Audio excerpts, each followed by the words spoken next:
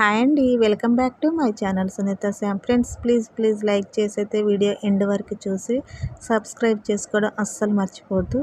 So ఇంకా ఈ రోజైతే ఎంతమందికి ప్రోమో చూస్తే తనుజ గారు ఏడిస్తే ఏడుపు వచ్చింది. నాకైతే నిజంగా నాకు తెలియకుండానే ప్రోమో చూసినప్పుడు కళ్ళమ్మటైతే నీళ్ళు వచ్చాయి. సో అందుకే నేను ఈ వీడియో ఓన్లీ తనుజ గారి కోసమే చేస్తున్నాను.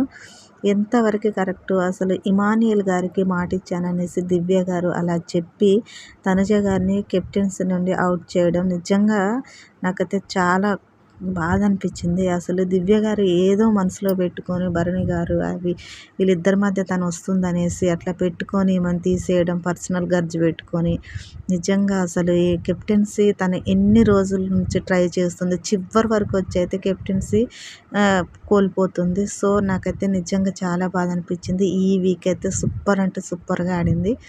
సో రీతు అండ్ దివ్య గారు తనుజ ఆడిన ముగ్గురు ఆడిన గేమ్లో కూడా తనుజ గారే విన్ అయింది. సో నాకైతే చాలా బాధగా అనిపించింది. సో ఫ్రెండ్స్, మీకు ఎలా అనిపించిందో కామెంట్ చేయండి. నా ఛానల్ ప్లీజ్ సబ్స్క్రైబ్.